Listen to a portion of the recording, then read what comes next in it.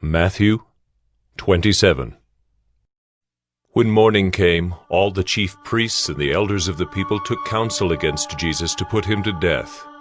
And they bound him and led him away and delivered him over to Pilate the governor.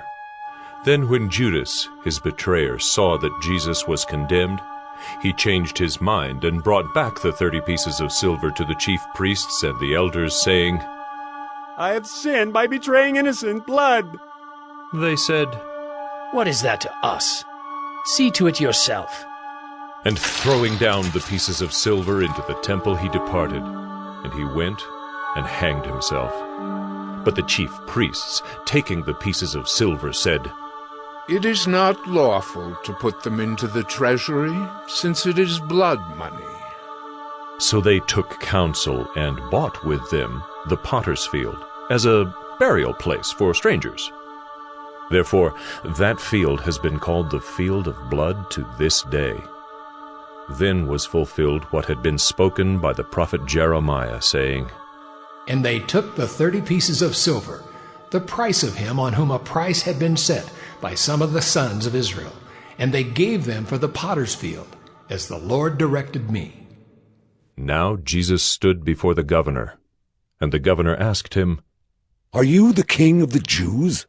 Jesus said, You have said so. but when he was accused by the chief priests and elders, he gave no answer. Then Pilate said to him, "Do you not hear how many things they testify against you?" But he gave him no answer, not even to a single charge, so that the governor was greatly amazed. Now at the feast the governor was accustomed to release for the crowd any one prisoner whom they wanted. And they had then a notorious prisoner called Barabbas. So when they had gathered, Pilate said to them, "Whom do you want me to release for you, Barabbas or Jesus, who is called Christ?" For he knew that it was out of envy that they had delivered him up. Besides, while he was sitting on the judgment seat, his wife sent word to him, Have nothing to do with that righteous man, for I have suffered much because of him today in a dream. Now the chief priests and the elders persuaded the crowd to ask for Barabbas and destroy Jesus.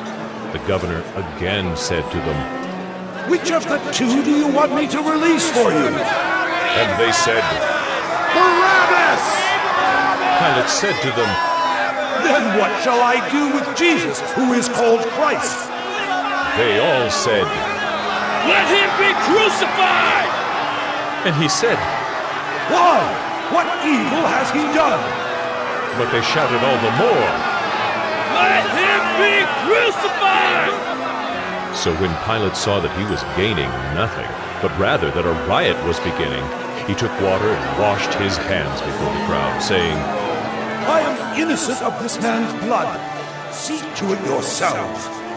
And all the people answered, His blood be on us and on our children! Then he released for them Barabbas, and having scourged Jesus, delivered him to be crucified. Then the soldiers of the governor took Jesus into the governor's headquarters, and they gathered the whole battalion before him. And they stripped him, and put a scarlet robe on him, and twisting together a crown of thorns, they put it on his head, and put a reed in his right hand. And kneeling before him, they mocked him, saying, Hail, King of the Jews! And they spit on him, and took the reed, and struck him on the head. And when they had mocked him, they stripped him of the robe, and put his own clothes on him, and led him away to crucify him. As they went out, they found a man of Cyrene, Simon by name. They compelled this man to carry his cross. And when they came to a place called Golgotha, which means place of a skull, they offered him wine to drink, mixed with gall. But when he tasted it, he would not drink it. And when they had crucified him, they divided his garments among them by casting lots. Then they sat down and kept watch over him there. And over his head they put the charge against him, which read, "This is Jesus, the King of the Jews." Then 2 robbers were crucified with him, one on the right and one on the left. And those who passed by derided him, wagging their heads and saying, You who would destroy the temple and rebuild it in 3 days, save yourself. If you are the Son of God, come down from the cross. So also the chief priests, with the scribes and elders, mocked him, saying, He saved others. He cannot save himself. He is the King of Israel. Let him come down now from the cross, and we will believe in him. He trusts in God. Let God deliver him now if he desires him. For he said, I am the Son of God.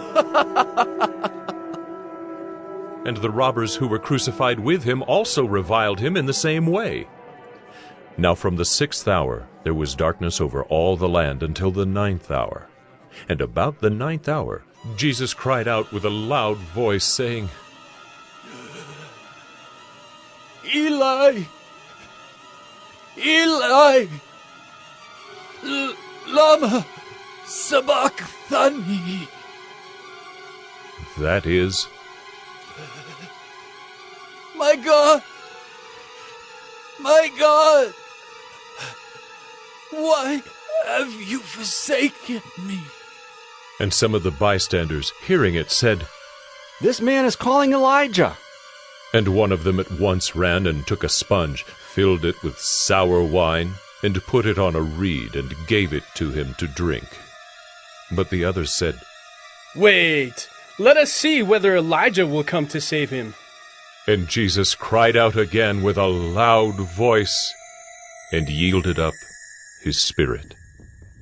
And behold, the curtain of the temple was torn in two from top to bottom, and the earth shook, and the rocks were split.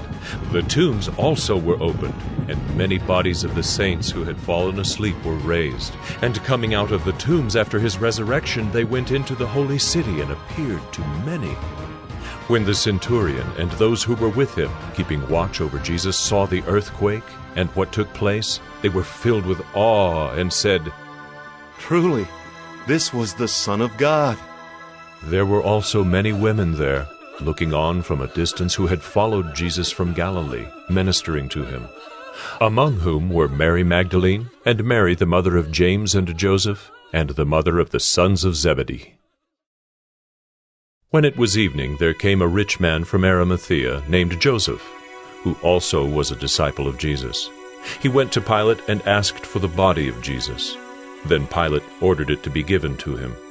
And Joseph took the body and wrapped it in a clean linen shroud, and laid it in his own new tomb, which he had cut in the rock.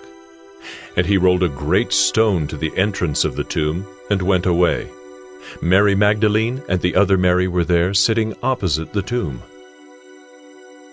The next day, that is, after the day of preparation, the chief priests and the Pharisees gathered before Pilate and said, Sir, we remember how that impostor said while he was still alive, After 3 days I will rise.